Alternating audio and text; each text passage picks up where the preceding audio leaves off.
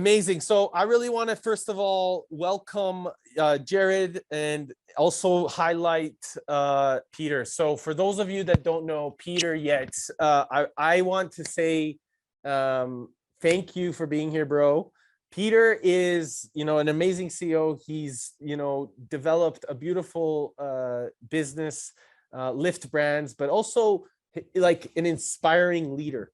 And I remember I was talking about these conscious integrators, these influential conscious entrepreneurs, really stepping into that level of spectrum.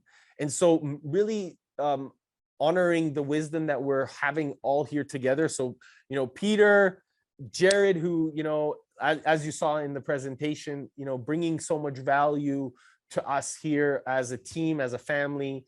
And then Josh, who spoke earlier about health. So fellas, I just want to say, welcome.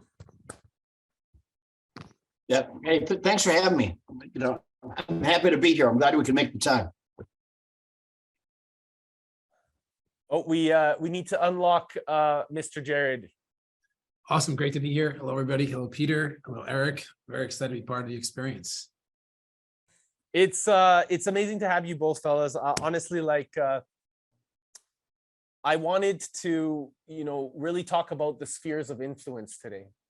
And as you guys know, we're all really focused on these relationships, this health and this wealth. And so I really would like to start off our communication altogether about, hey, what's the most important thing? Like Peter, maybe we'll go to you first, is what do you find it being our really inherent wealth? What is true wealth to you? Well, you know what? I mean, it's such a big question to ask. What is wealth? I mean, I can tell you, I think to give context to your audience, I think spending a couple of minutes to let you know where I came from is really important. Yes. I'm the youngest of 7 kids. I grew up in a small town in Minnesota. I went to school in a 2-room schoolhouse. I grew up poor. Went to my father owned a grocery store in that little town. I went to college. I quit college my junior year, and I got my first break when I was about 22 years old to run a failing health club. And to make a long story short, I took that opportunity, and I always say opportunity, it doesn't knock, it whispers. So you have to know when that opportunity presents itself. And I had an opportunity to turn around a failing health club. They paid me $16,000 a year. But they said, if you can turn this business around, we'll let you buy us out with the profits. So think about that. Took me 8 years. In 8 years, I turned that business around, and I had a controlling interest in that company. So I'm 22 years old. Now I'm 30. Okay. Over the next 10 years, I grew that business and expanded it. By the time I was 42 years old, I had expanded and levered that. I franchised some things, and I grew it into a $100 million company. So today, that same opportunity has generated with Lift Brands a $200+ million company from just that one opportunity. I've never left the fitness space. I was there for 35 years. So I can just tell you that you never know how big can get, but when you're dreaming, dream big. You always hear the old cliche, leave it all on the field. There's some truth in that. So today, what do? I launch brands. That's what I do. I'm launching my 4th brand right now, and it's off to the races. It's going to be very, very successful. I'm a Forbes masterclass instructor, and what I do is I help people pivot. I help people that feel stuck, and they say, man, they wake up one day and they look at themselves in the mirror and they say, my life sucks. And we have all been there countless times. And what I do is I help them plan, visualize where they want to be, and then create a plan of action. And I tell you right now that the hardest thing to do is to make the jump. Okay. Yep. That's the hardest part. It's the hardest part, to leave that place of comfort that you've been for the last 15 years. You don't like it. It drives you crazy, but it puts food on the table. And there's a level of responsibility and accountability that I appreciate about that. But what I try to do today in my life is build great brands, but then help people create a plan to where they can squirrel some money away, and make a transition where there's a little less road rash. So that's what I like to do right now.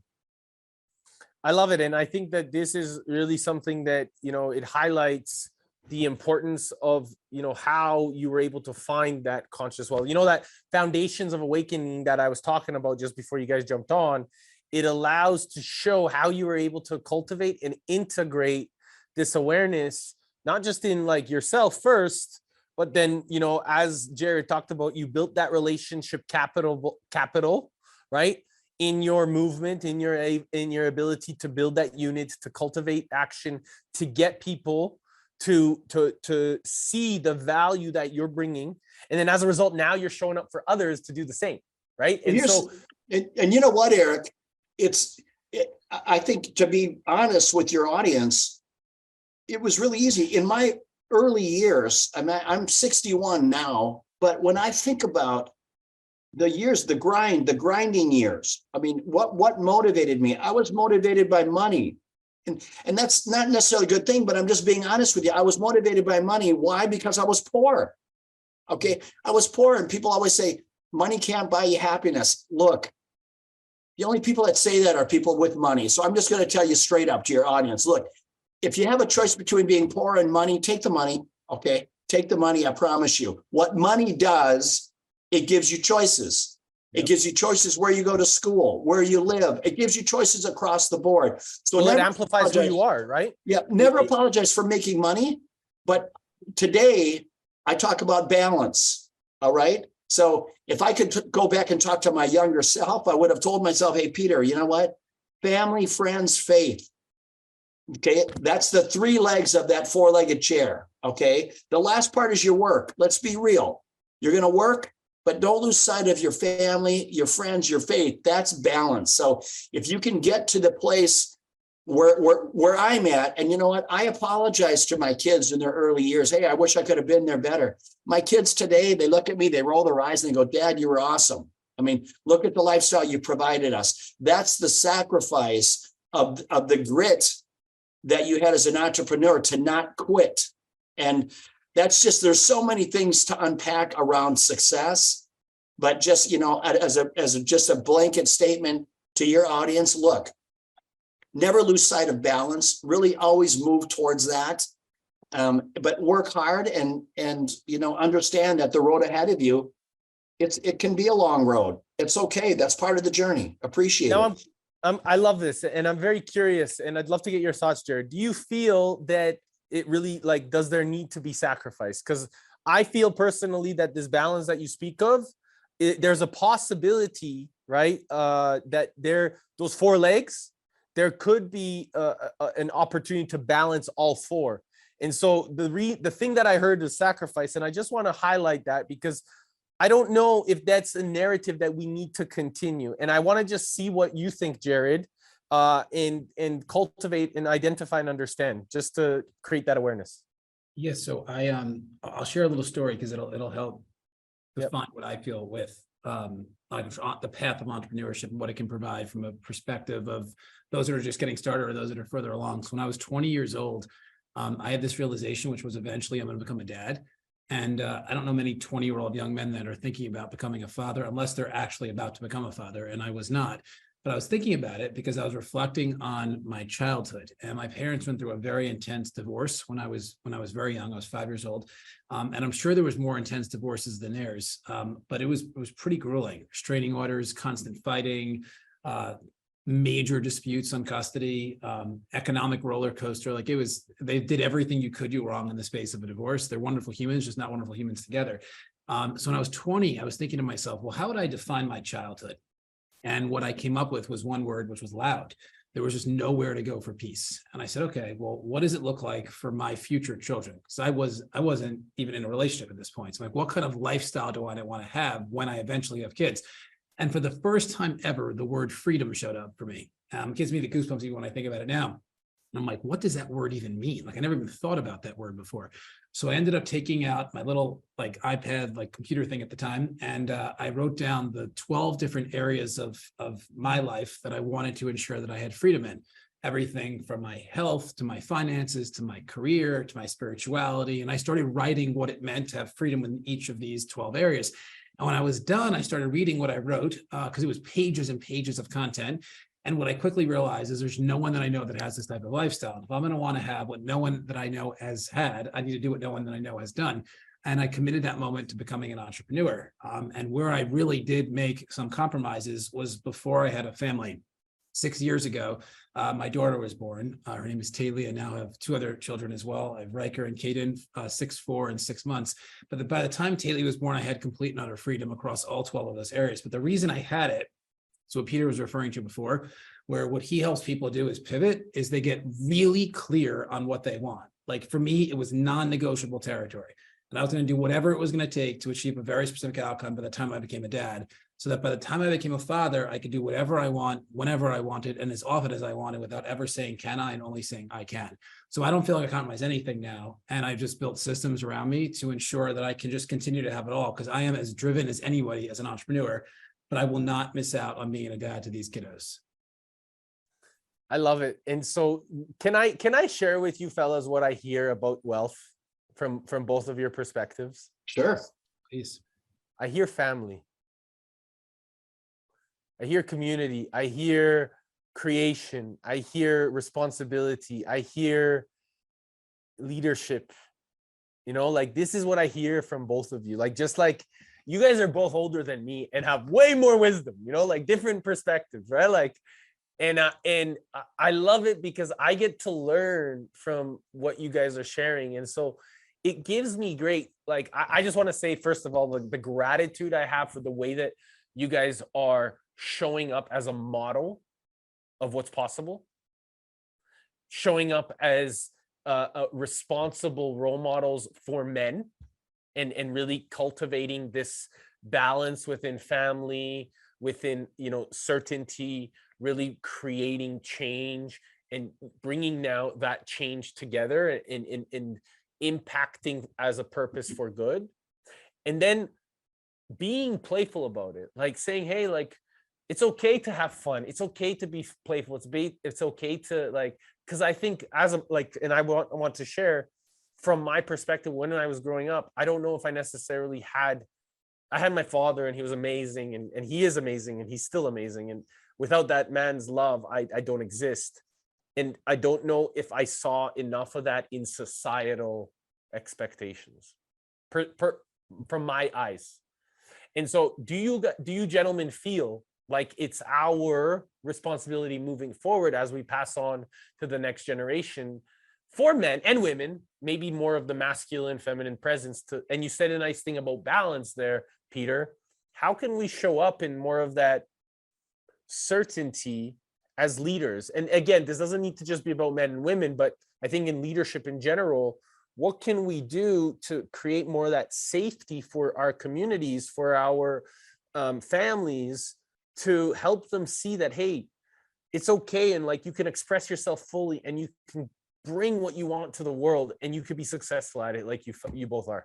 I think, you know what, to Jared's point, Jared's a hardworking, successful entrepreneur and owns a number of companies. I think he said 100, which is a whole separate conversation. But I think what draws people to entrepreneurship or a successful lifestyle, okay, and for most people, they equate success to financial freedom. Okay. I mean, that's what a lot of people look for. And I think as an entrepreneur who's been blessed more than anyone probably should be, I get approached all the time, ask that question. Hey, Peter, what's the secret sauce? Well, look, just like Jared when he was 20, I think you have to take a step back and visualize what it is you want to do. You got to visualize it. What does this look like? Yep. And then the secret sauce, it starts at the very beginning, which is 2 words that are 3 words actually: discipline, accountability, and perspective. Those are 3 of my favorite words when I center it around success. Okay, because let's face it, if you don't have discipline, accountability, they go hand in hand. Okay, I mean, and when I spoke earlier about sacrifice, look, the accountability is for me, I'm visualizing what I want to do. Just like Jared and every other successful entrepreneur is going to tell you a story. If they're going to be honest with you, they're going to tell you a story of sacrifice and hardship. Of course, there are some where it came easy. Okay, I'm talking about self-made individuals, all right, that did it with their two hands. And I'm telling you, discipline, accountability are key. Perspective, very critical. And I'll tell you why. I can't tell you the amount of people that I work with. They look at themselves as failures, and they look at themselves as a failure because they lack perspective on how long it can take. All right. And if you've got the perspective, if you get into this battle knowing, look, this could be a long journey. Don't go in there thinking this is going to be a short flip. If it was short and if it were easy, everyone would be doing it. All right. And that's the disservice that literally social media does today. I talk about it often. Is look, you got a lot of people out there showing a lot of flack, doing a lot of flexing. And look, it's okay if they're doing it within their own house, but when you're doing it out in the general public for millions of people to see, then those people look at that and they say, man, they look at themselves as a failure, but they don't realize the person they're standing in front of planes they don't own, leased vehicles. It's just a bunch of flash. It's just a bunch of hoax, right? And I get the reality of it is, look, I would rather send someone into the game plan saying, look, this is going to be, it could be some long days. It could be some difficult moments. And that can be part of the journey. Don't freak out when that happens. Don't feel blindsided. Just understand that in many cases, that's part of the hardship that one is willing to take to get to the promised land of financial freedom, whatever that looks like through your lens. So I think getting in with the right mindset is setting people up for success, personally. Jared, do you want to add? Yeah, I completely agree. Like, I think the whole premise of like money is the root of all evil, and the lack thereof makes life really difficult. And I really believe people need to start focusing on the opportunity costs of their decisions. I remember when I think I was 21 years old. I have a really close friend of mine. His name is John Butcher. He's the founder of a company called Lifebook, which is a really strong personal development program. It's become like a movement now. And I went through it very early on when he first launched it. And he said something to me when I was 21 years old. He said, Jared, you're only going to be in your 20s once in your life, and you're only going to be in your 30s once in your life, and you're only going to be in your 40s once in your life. And you have to find a way to extract as much out of those years as you possibly can each and every time, because there's such a significant opportunity cost to not. And that's really where I think people are making the biggest mistakes, is that they're just not measuring opportunity costs enough. And the reason that they're not is they don't really know what they want. So as a result, they just have shiny object syndrome. And if they got really clear on their outcome, like what Peter was saying before, when he helps people pivot, the first step is they have to get really clear on what they want. Then they have to make the decisions that are going to get them to what they want. And every decision is an opportunity cost. So if they say yes to A, either consciously or unconsciously, they're saying no from B through Z. So is there a chance that B, C, D, F, L might be the actual path to get to where they ultimately want to get to? So it's just really important to make the right decisions. And I do believe that those decisions need to put economic points on the board, because without that, life is just more difficult. And with it, as long as you work on yourself, because it's not just one or the other, but as long as you do the work on yourself, that's how you go down the path to have it all. That's great insight. And one other point to make too, if God willing, you're able to have a level of success, I always tell people, look, number one, make sure you pull some people along the way. Make sure that you give opportunity. I can't tell you in the 35 years I've been in business how rewarding it is to just empower people and then to watch them go off and do their own thing and prosper. So bring people up along the way, pull them along in the backdraft of your success, number one. But then number two, if you're able to accumulate real wealth, or whatever that looks like to your lens, just understand, don't lose yourself in the process. Money doesn't make the man. Okay, for some reason, when people get wealthy, they lose themselves. They become condescending. They become someone that no one wants to be around. You don't have to be that way. Okay, I'm a t-shirt blue jean guy. Okay, I got this on because I'm going golfing this afternoon. But literally, I'm a t-shirt blue jean guy. I may have jets, yachts, and multiple homes, You'd never know that. You would never know that if you met me in a coffee shop. And that to me is a quality that I learned from my dad.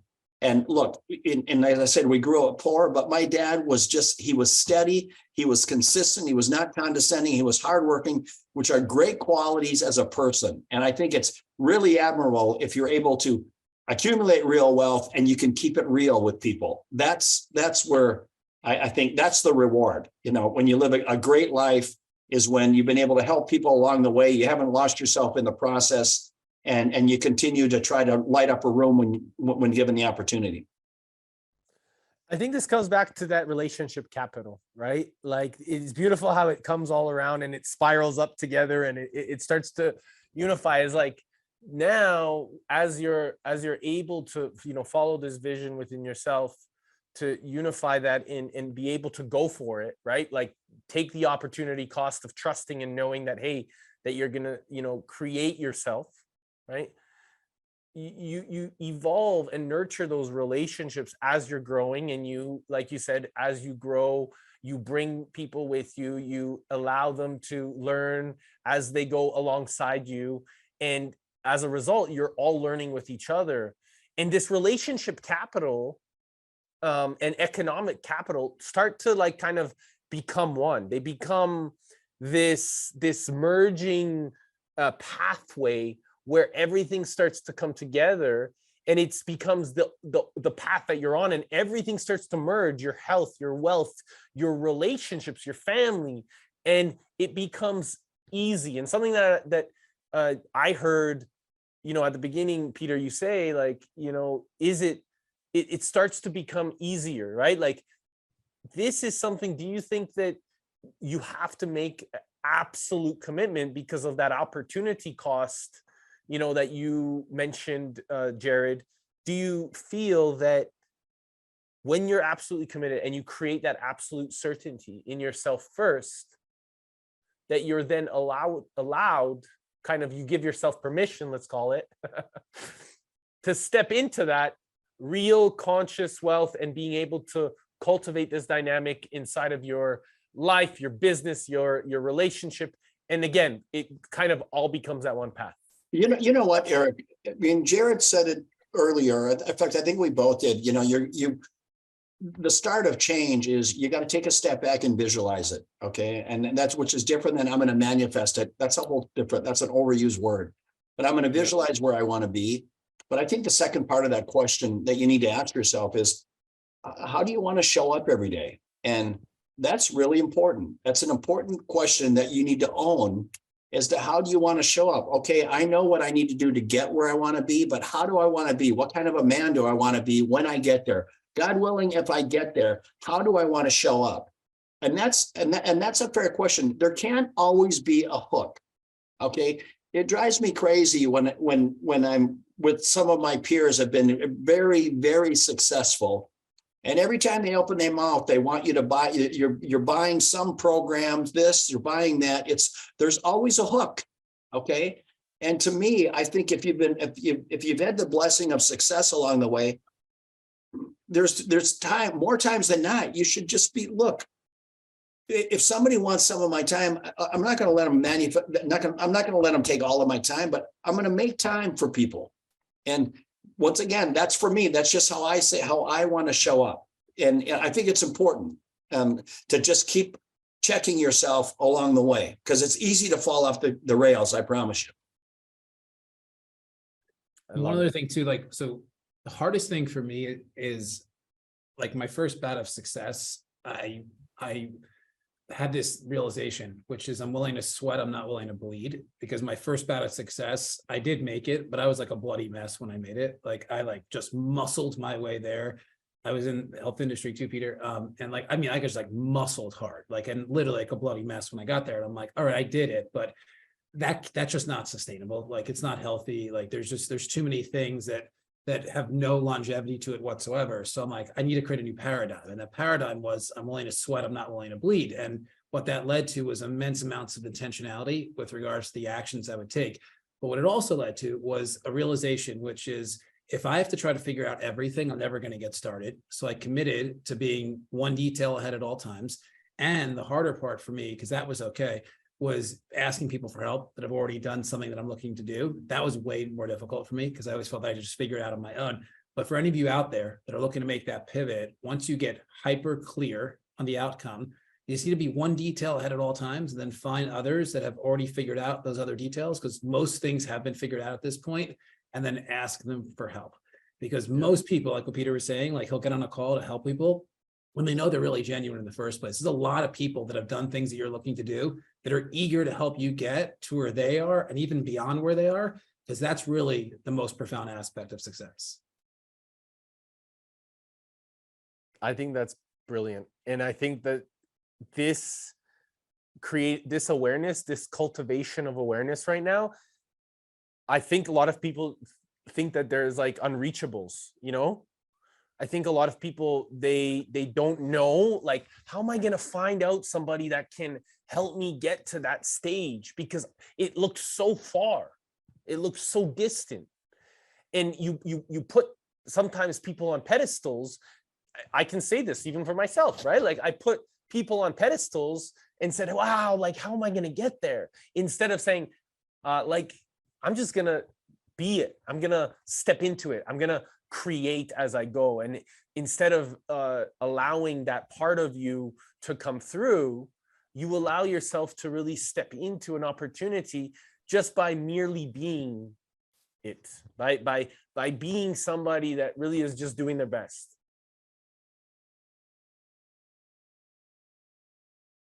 Feelings?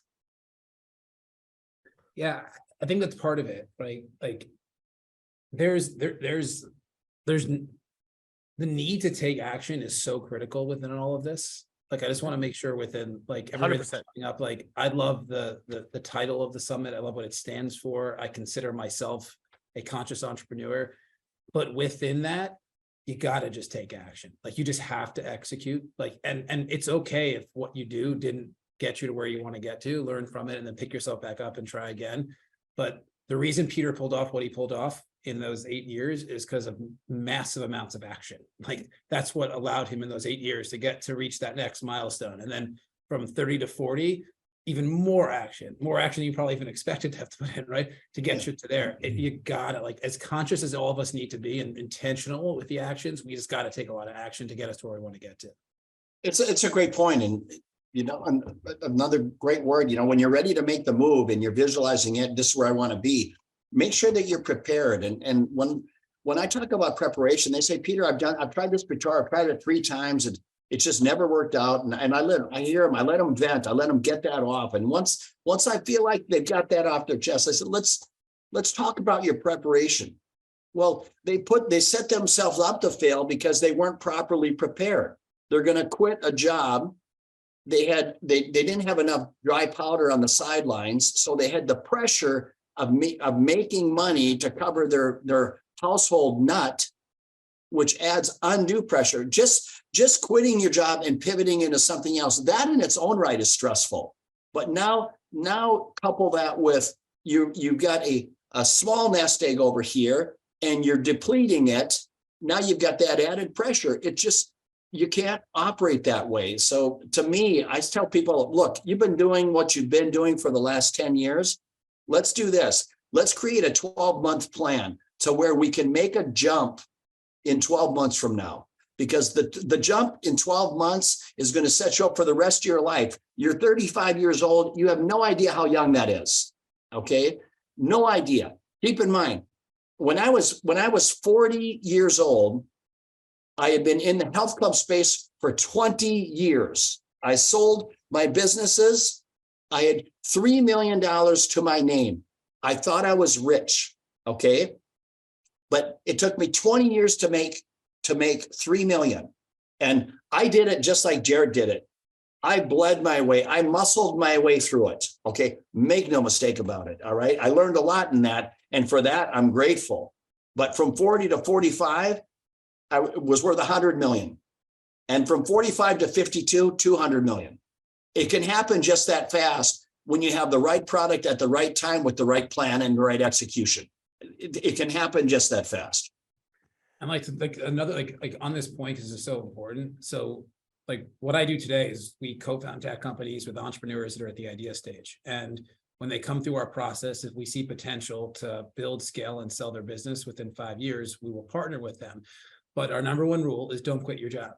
Because if you quit your job and you don't have a source of income, you're going to create so much pressure on this like zygote of a concept that we're never going to pull it off, because we're going to make really short-term decisions versus thinking with more of a horizon in place. We do the exact same thing, Peter. We have them build out a 12-month plan so that in 12 months, this business can offset whatever they need to make ends meet. But for any of you out there that are looking to pivot, the last thing you should do is stop the source, which is the economics, because if you do that, your pivot will fall short because your decision-making is going to be very different as a result.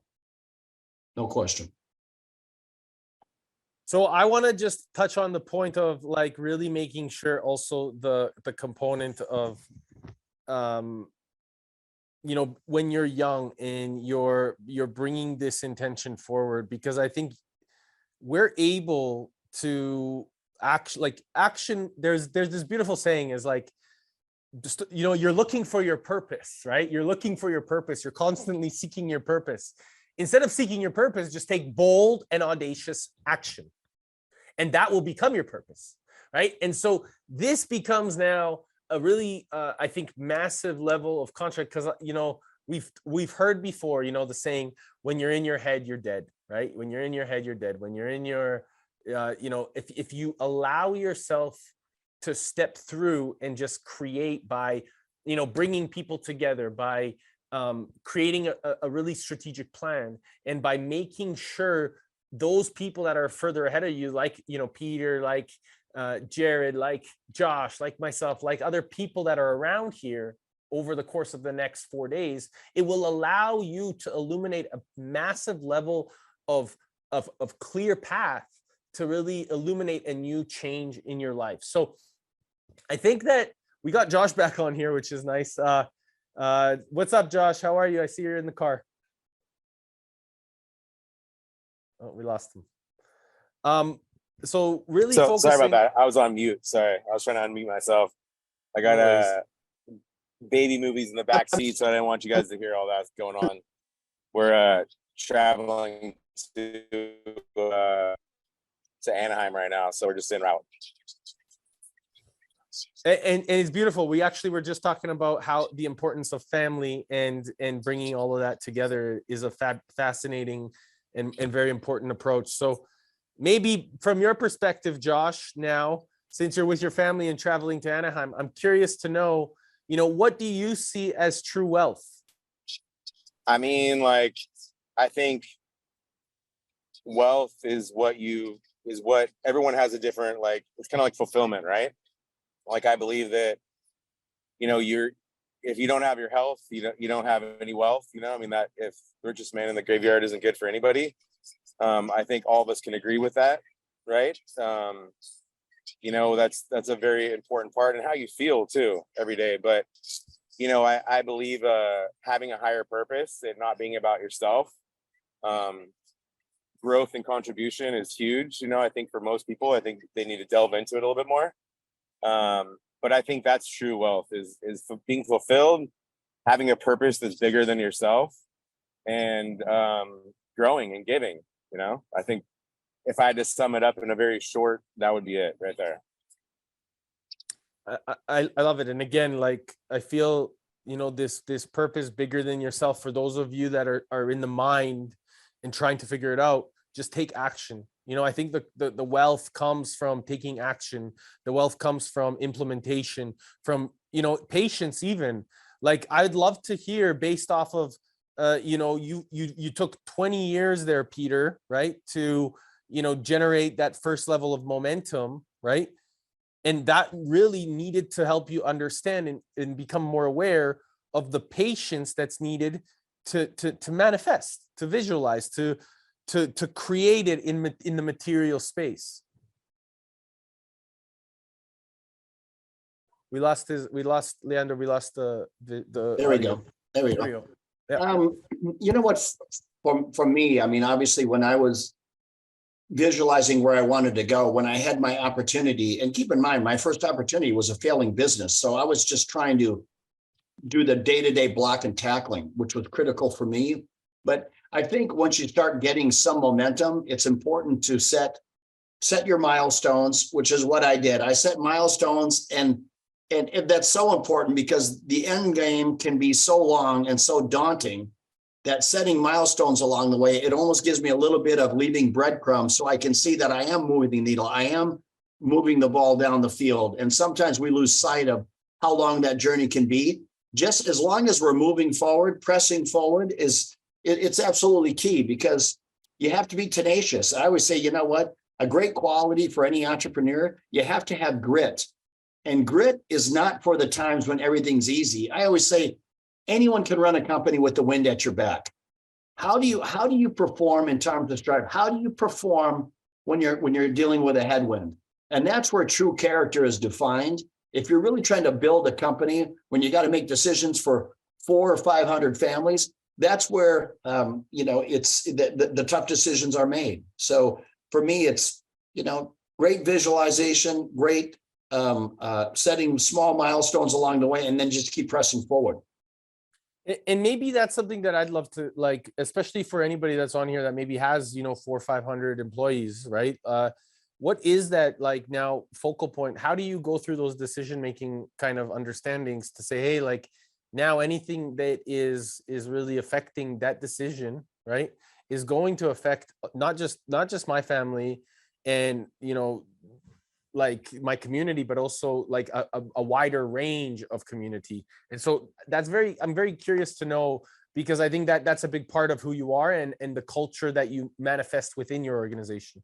You know what, Eric? It's really disheartening to me. I've had, in my 35 years in business, more times than I care to admit, I've talked with entrepreneurs and young and fiery. I mean, there was some real opportunity out there for people to really have some accelerated growth. And I've seen people experience accelerated growth. They lacked maturity in their thought process, and they find themselves, look, when you're young and poor, swing for the fences. You can take a greater risk because you got less to lose. Okay. But when you get to a point where you've got other people counting that you're going to go in, they're counting on you every day to make the right call, the right direction, with the right vision to grow the company. Why? Because they're all in. They've got families behind them. Okay. And it breaks my heart when I see these CEO entrepreneurs, they bet the farm and they lose. Yep. They go from having, calculated risk. There's a lot there to unpack, and some people just don't get it. Okay. And I always say, every business decision you make, when you're thinking about how bad it could get, you better start thinking about how much are you willing to lose. Okay. That's got to be your threshold. How much risk are you willing to take? And if your risk tolerant is you're willing to lose it all, that is only for one thing. I would risk it all for my family. That is the only thing I would risk anything for. Other than that, there's nothing I would risk at all. And I've seen too many times where people had a great business with great growth potential, and they pissed it away because they couldn't get out of the way of their own hubris. Okay. They think they're the smartest one in the room. They made a calculated error and there's no recovery. You know what? That's negligent, in my opinion. That's bad leadership. I think that that's a huge point. And I can speak for myself that, years ago when I didn't know the capacity in my own leadership capabilities, I wasn't able to step up, and the movement of the business at the time was about actually my ego. And it was really beautiful to look at that now and say how much I needed to hone in on my own skills and really understand, like, it's actually way more about the people and their needs and how I can really support them. And I'm just here to like guide the space and do my best, and listen, because if we're constantly thinking we're the smartest ones in the room, we're not listening to all the brilliance that's coming through. And this is such a beautiful responsibility and something that I just want to reflect back, and shows how imperative I think that it is for any CEO, any massive level of industry leader, thought leader, change maker in the world, to really step into that level of listening. I think listening becomes a magical opportunity for us to learn from something greater that's coming through each person, because each person has something really profound to give us, right? So if we create a culture where that's magnetized inside of each organization, and everybody feels safe and feels heard, feels seen, feels understood, well, then you're learning every single day, because you know that you're surrounded and you're giving space to some of the most incredible leaders that are really helping you grow.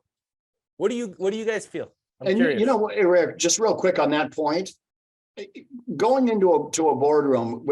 So when I'm in my boardroom and I've got my different department heads, and if let's just say that we're moving down a specific initiative, when I walk into that boardroom, I tell you a great leadership nugget here. If you're leading a company, when you go into that boardroom, ask your people first, whatever it is your initiative is, ask them what their thoughts are on it. And then keep your mouth shut. Go around the table, let everyone talk about it. You're going to go into that meeting with a full idea of what it is that you feel you need to do. Okay. But if you go in there and say, look, this is what we're going to do, and you lay out your plan and then say, what do you think? Okay. You're not going to get anything. Everyone's going to agree with you. Why? Because you signed their checks. Okay. So you've got to go into these things. It's just like negotiating. When you go into a boardroom, you got to know how to run a boardroom. If you're looking for feedback, let the people in the boardroom interject. And I tell you what, you're right. You're going to get some profound thoughts. Why? Because most people, they want to please. Okay. They want to please their CEO. They want to please their boss. So they're going to put it all out there. Here's my thoughts. Here's what I would do. And if you create that kind of a culture within your office saying, look, I've got an open door policy. I want to hear what you have to say, right? At the end of the day, make no mistake about it. The final decision is mine, and then it's over. Then we're on to the next thing. But I can tell you, I love getting my department heads together in a room and talk about an initiative, and then I'm going to make a decision based on their feedback and based on what I know. It's a great way to do it moving forward if you want to really grow your company. I love it. Jared, Josh, do you guys have anything to add? Yeah, I agree with Peter. Like we call it team sourcing, but we bring our team and our founders. It depends on what the decisions are. But we want everybody to have a chance to chime in. And as a leader, if you're going with the agenda, you're just going to end up executing on the agenda versus creating it together. And when you get buy-in from those around you, that's one way to have the business not rely on you anymore. And most businesses remain small just because the leader is responsible for every decision. And when that leader is responsible for every decision and then executing on those decisions as well, it can grow to the capacity of the leader. But when you can empower others, like what Peter was saying before, like the greatest joy comes from when you can actually support somebody else getting to where they want to get to, even if it means they leave you, right? They leave your business, they start their own business, but they use you as a stomping ground to then create their own thing. The only way that I believe you can build a business that's not relying upon a leader is to actually build up an environment that attracts leaders and allow those leaders to grow. And team sourcing is the way to do that. Love it. I love it. I think I'm learning so much from your guys' brilliance. Josh, anything? Yeah, definitely. I agree with both of what they're saying tremendously. I think, we all need to know that listening and having people with other skill sets and different personalities is key. And ultimately, leadership is going to be the most important skill set in my journey. That's I know Peter and Jared are a little bit farther down the road than me, but even based off the stories, the way they tell it, it's so factual and so true. And I think the biggest takeaway, for me is I love listening to this stuff and just being around other people that levels up my own perception of the experience always does that for me. And I think layering in your skill sets over time, people need to be a little bit more patient with that. I know for me, it started out with fitness, and then I layered in nutrition, and then sales and influence, and then leadership, and then, still layering in higher levels of those things as well to get to like what they call, I guess, a level 7 leader, right? Which is building other leaders, like Jared said, and also taking little bits and pieces from others' opinions, you know, because us as leaders need to be the ones that guide the ship, but we can't do it ourselves. We need other people with other skill sets. And, you know, that's what ultimate leadership is taking responsibility for everything and being vulnerable and open enough to let other people make decisions and guide the ship to the highest level, you know? Yeah, that's a great point, Josh. I just want to make one other point just within leadership and on especially leadership where there's critical decisions that need to be made. One piece of advice I would give everyone is don't lead a company on consensus. Okay. And I've seen this before where some people, they're afraid to make the jump. They're afraid to make the call. That's why some people aren't prepared. They don't make great CEOs because your job as a CEO is not to be everyone's best friend. Okay. You got to make decisions, tough decisions on behalf of the company, the brand, and the direction of it, the vision. So it's always, you're always setting yourself up for a slippery slope when the final question from the CEO is, okay, let's get a show of hands. Who thinks we should do this? You know what? Go around the room, get their feedback, but you should have enough intel. You should have enough. If you're in the right seat, you should be able to take that intel and make the right decision. But at the end of the day, you got to make the call, because if it goes sideways, whether you got a consensus or not, it's going to fall on your shoulder anyway. So own it. And people respect that. If you run your company that way, when shit hits the fan and things are going sideways, you're in the middle of COVID, you've got 6,000 gyms around the world that are closed. People are pivoting, okay? People are looking right at me. What's the call? Okay? And that's when you got to stand tall. You can't be in the fetal position under your desk. You got to stand up, chin up, chest out, and say, this is what we're going to do. Here's our plan, right? And you do it and you march through it. And when you come out, those tough times, everybody looks at it. They find comfort knowing that the leadership, they don't waffle from one side to the other. They take information and they make educated decisions to move the brand forward. I like this lots. And I have a question related to that, because this is very beautiful that you bring this up. There's inside of and Ray Dalio, he talks about this in his book Principles, about thoughtful disagreement inside of a boardroom and how to apply these work principles inside of the boardroom. So he says, if and I always say that the principles that guide us are the ones that will define us. So he mentioned in the book, he said, hey, there's so many times that he actually had really thoughtful disagreements, and based off of the move of Bridgewater and how it was able to illuminate a kind of a really great path for its investors, he was able to have thoughtful disagreement, and he fought like hell for some of the decisions. And although, because he created those principles and he said, hey, how can we have those conscious disagreements or thoughtful disagreements and also make sure that the narrative of the decision ends up being based off of what's best for all. So I'm curious to know, based off of what you just shared, how powerful, what are your thoughts based off of, first of all, the thoughtful disagreement in an open forum, in a boardroom with everybody, and then having those conscious conversations of saying, hey, I don't actually agree with this, or overturning the decision of everybody that is kind of saying, hey, we think that this is better for the outcome. So I'm just curious to know your perspective, Peter, and then Jared and Josh. I experience that more so now. When I was young and running and growing my brands, a lot of the things that I was experiencing for the first time. But it's that historical knowledge that today, being in business for as long as I have, that I have perspective. I know how the story ends.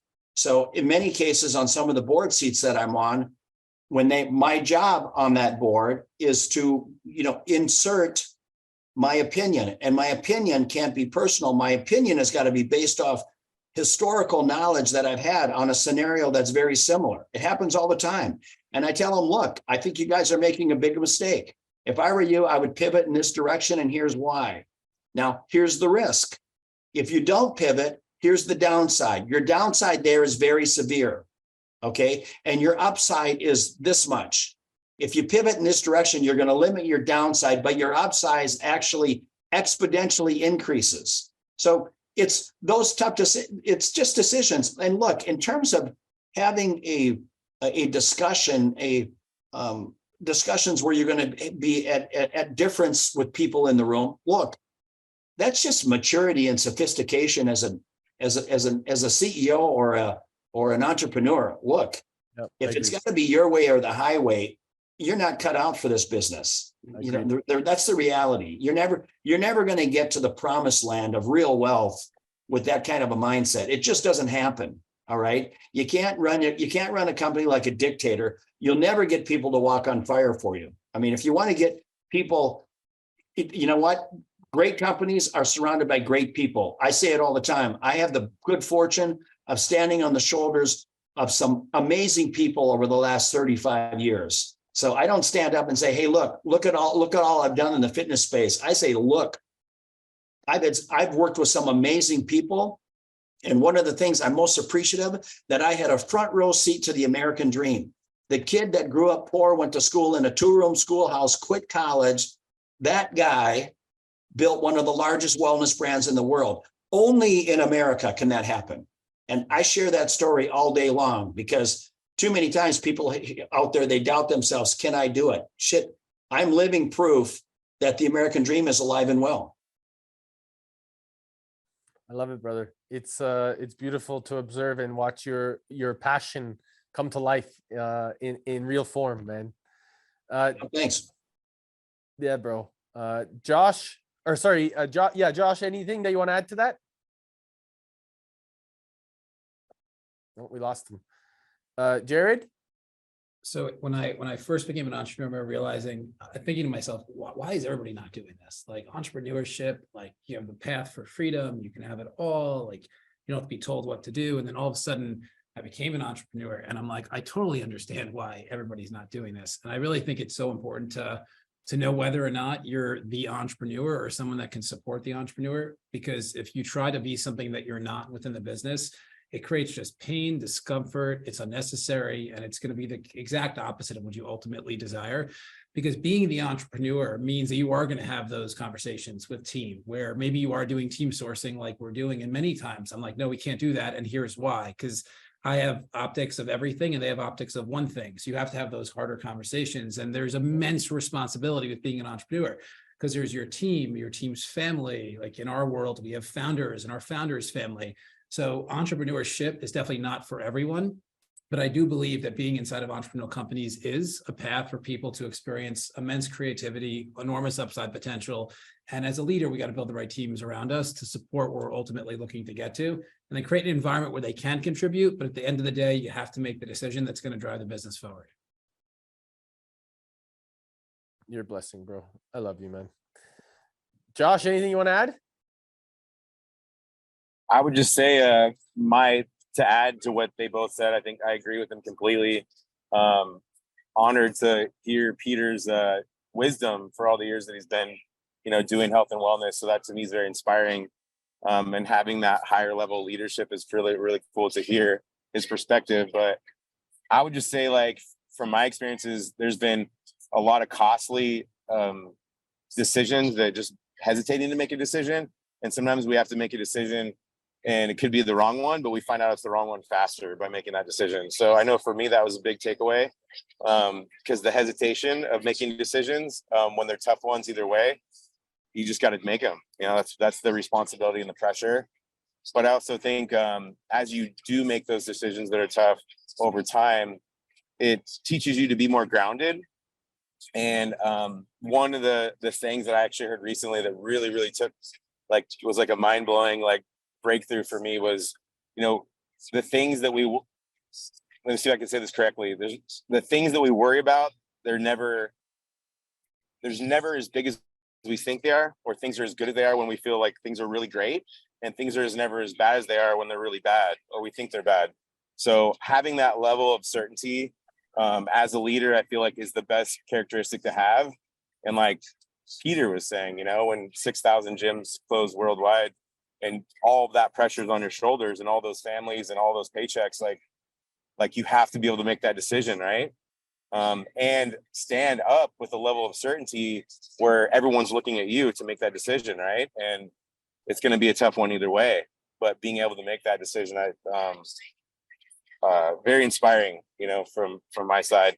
I know for us, my wife and I, we were in here in California, where you know, we're plagued with the same closures, and we were a big part of like the news and the media for being forced to shut down and being fined all the way up to $3,000 a day over 2 years, and it was, you know, almost $700,000 in fines. And you know, we at that point, you know, we could have lost everything, but you know, we put it all on the line, you know. And like Peter was saying, like, I feel like those are the times where it's worth it for your mission, for your purpose, and for, you know, the greater good. And yeah, so that's my takeaway. You guys are all legends. I'm so grateful. For anybody that has any questions, I'd love to, you know, if any VIPs or anything have a question, I'd love for you guys to drop it in the chat. And while you guys are doing that, I'd love to understand if anybody wants to find out more information about you gents, where can they find you? How can they find more information about you? How can they reach out to you? If you can, we can start with Jared. Jared, please. Yeah, any platform, if you just search my name, Jared Yellen, feel free to send me a direct message, just mention the summit. I'd love to get to know you, learn more about what you are looking to accomplish. If it happens to be a tech idea, I'd love to have you pitch our team. Maybe we can co-found a company together, but find me on any social media platform, just Jared Yellen, YELLIN. Peter, any way that to reach out, to connect? Yeah, probably the best way is literally Instagram. I'm not a big social media hound, but if you Instagram, it's Peter_Taunton, TAUNTON. And you know, most of my posts on there, I live a pretty private life, but most of my stuff is business related, perspective, business related, and then my stories are a lot about business perspective as well. But I do get in there now and then and talk about some of the nonsense that's going on in this country today. So I can't contain myself. So don't even get me started. That's a whole other topic. I can't wait to talk more about it, bro. It's we got so much to share. I'm so glad we're reconnected again. I look forward to us connecting. In fact, if you're available, I don't know if you're available on Saturday, but there's going to be a VIP conscious networking evening after the summit on Saturday. So if you're free for an hour, half hour, just to come say hi, please, it'd be amazing. Just shoot me a link to wherever it is. I'll see. I've got family coming to town. Yeah, I know. So, and Josh, best place to connect with you if anybody wants to, you know, find out more information about your wisdom, your brilliance, your kindness. Yeah, I mean, Facebook, Instagram, bsfgym.com. I could drop my Instagram in the chat. Yeah, anybody looking for even just some tips, tricks, lifestyle, accountability, morning routines, evening routines, anything related to health and fitness, weight gain, weight loss, you know, pre-diabetes, blood pressure, we can help you. Cool. Appreciate you, bro. Really appreciate you. And if we'll see, I'm sure we'll see you soon, bro. Big love.